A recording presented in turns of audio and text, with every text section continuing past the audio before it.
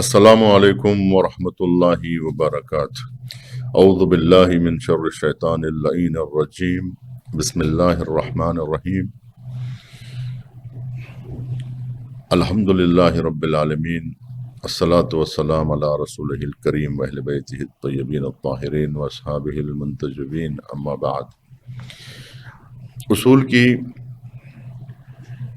نویں منزل غنا ہے۔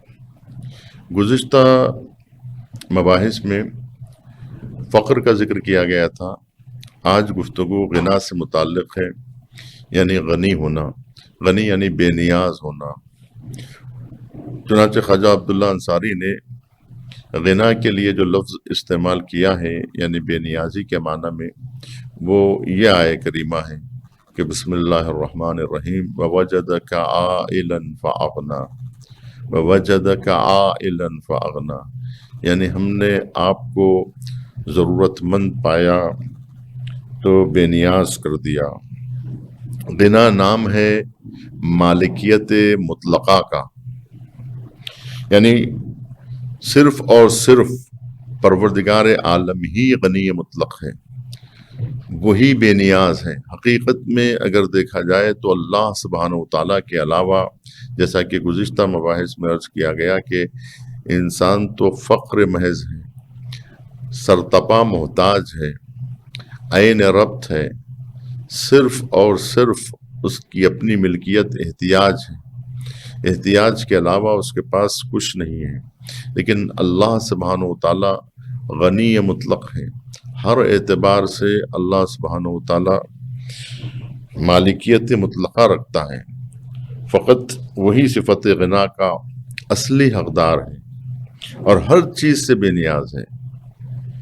لیکن سالک کا صفت غنا سے متصف ہونا، یعنی سالک سوائے حق تعالیٰ کے باطناً غیروں سے بے نیاز رہے۔ اللہ سبحانہ و تعالیٰ کا محتاج ہونا تو اس کی عین فطرت میں ہے، کیونکہ تمام موجودات حق تعالیٰ کے ساتھ عین فقر کی منزل میں ہے، لہٰذا اس سے بے نیاز ہونے کا مطلب ہی نہیں ہوتا ہے۔ اس غنا کے 3 درجے ہیں، ایک یہ کہ غنائے قلب، غنائے نفس اور غنائے حق۔ غنا کا پہلا درجہ غنائے قلب ہے، یعنی قلب تمام اسباب و علل سے محفوظ ہو، اور سالک اسباب و علل کو ذاتی خیال نہ کرے، اس لیے کہ اگر اسباب و علل کو ذاتی قرار دے دیا اور ان سے دل بستہ ہو گیا تو پھر شرک لازم آئے گا۔ لہٰذا سالک کو چاہیے کہ وہ ان تمام اسباب کو جنود فیض الہی سمجھے، اللہ سبحانہ و تعالیٰ کا لشکر سمجھے، اللہ سبحانہ و تعالیٰ کی عطا و بخشش سمجھے۔ تو پھر اس صورت میں سالک غنائے قلب میں بھی تمام فرمودات الہی کے تئیں سرنگوں رہے گا، انہیں بجا لائے اور انہیں اپنا دشمن نہ سمجھے، اللہ سبحانہ و تعالیٰ کے فرمودات کو اپنے لیے نصب العین سمجھے۔ غنا کا دوسرا درجہ غنائے نفس ہے، یعنی سالک نفس مطمئنہ کا مالک ہو، نہ کہ نفس امارہ کا۔ جیسا کہ آپ حضرات سب جانتے ہیں کہ نفس کی 4-5 قسمیں جو ہے وہ بیان کی گئی ہیں، ان میں 3 قسمیں جو ہے بہت زیادہ معروف ہیں، جن میں نفس امارہ ہے، دوسرے نفس لوامہ اور تیسرے نفس مطمئنہ۔ یہ 3 کے درجات جو ہیں وہ بہت زیادہ جو ہے وہ ذکر کیے گئے ہیں۔ قرآن مجید میں بھی جو ہے بارہا اس کو دہرایا گیا ہے۔ چنانچہ نفس امارہ کے بارے میں قرآن مجید نے کہا تھا کہ ان النفس لامارۃ بالسوء الا ما رحم ربی۔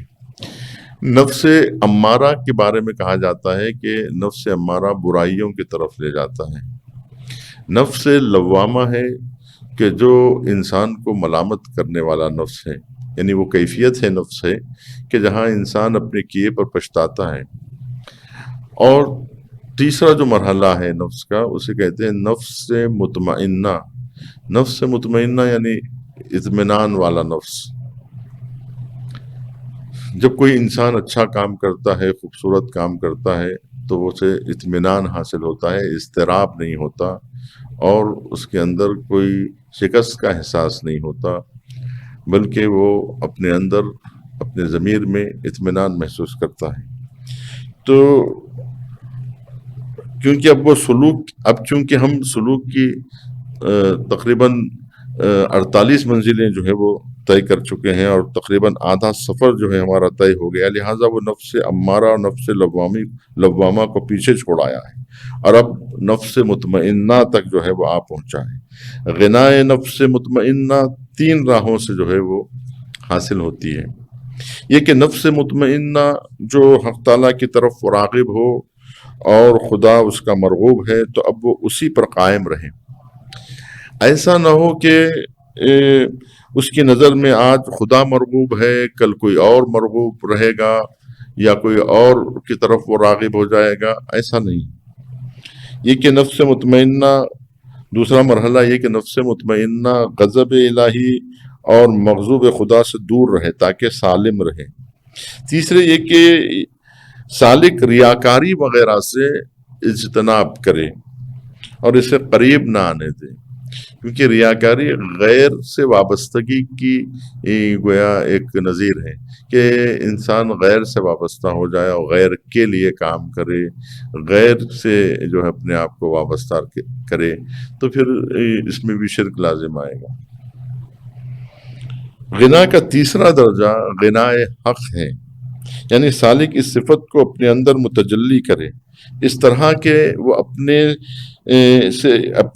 غیر سے بے نیازی کو بھی نہ دیکھے۔ یہ درجہ غنا دراصل توحیدی ہے۔ خواجہ عبداللہ انصاری نے تیسرے درجہ غنا کو بھی 3 حصوں میں تقسیم کیا ہے۔ ایک یہ کہ اس بات کا شہود کہ خدا نے آپ کو یاد کیا ہے، اللہ سبحانہ و تعالیٰ نے آپ کو یاد کیا، یاد رکھا اللہ سبحانہ و تعالیٰ نے، اور وہ آپ کا ذاکر ہے، یعنی آپ کو اس نے یاد رکھا، اس نے آپ کا ذکر کیا۔ جو یاد رکھے وہ ذاکر ہے، جس کو یاد رکھا گیا ہے وہ مذکور ہے۔ ذکر کرنے والے کو بھی ذاکر کہتے ہیں، اور یاد رکھتے، کیونکہ ذکر جو ہے اگر ذکر قلبی ہے تو وہ یاد کے معنی میں رہے گا، یاد کرنے والا۔ ذاکر یعنی ذکر کو کرنے والا، یاد رکھنے والا۔ اور دوسرے یہ کہ مشاہدے اولیت، تقدم و حاکمیت حق کو مسلسل جو ہے وہ اس حاکمیت کا لحاظ رکھے، اور حاکمیت حق کو مسلسل، نہ یہ کہ کبھی ہو اور کبھی نہ ہو، یعنی مشاہدے اولیت، تقدم و حاکمیت حق مسلسل رہے۔ تیسرے کہ وجود حقانی پر فائز ہو، یعنی سالک یہ بات درک کرے کہ تمام اشیاء ذات حق تعالیٰ میں فنا ہونے والی ہیں، لہذا ہر چیز سے پہلے وہ خدا وند عالم کو یاد رکھے۔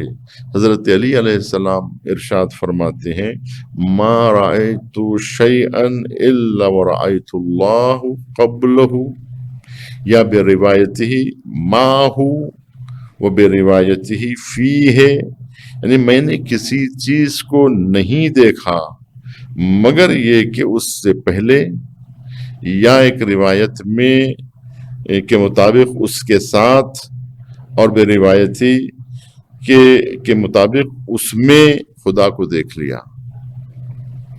یا یہ کہ چوتھے امام حضرت علی بن الحسین علیہ السلام ارشاد فرماتے ہیں کہ ما رأیت اللہ شیئا الا ورأیت اللہ قبلہ و بعدہ، یعنی کوئی چیز ایسی نہیں ہے جس سے کے پہلے اور جس کے بعد میں اللہ سبحانہ و تعالیٰ کو نہ دیکھوں۔ لہذا یہ کہ سالک کی توجہ اور تمام تر توجہ اللہ سبحانہ و تعالیٰ کی جانب رہے۔ والسلام علیکم ورحمۃ اللہ وبرکاتہ، وآخر دعوانا ان الحمد للہ رب العالمین۔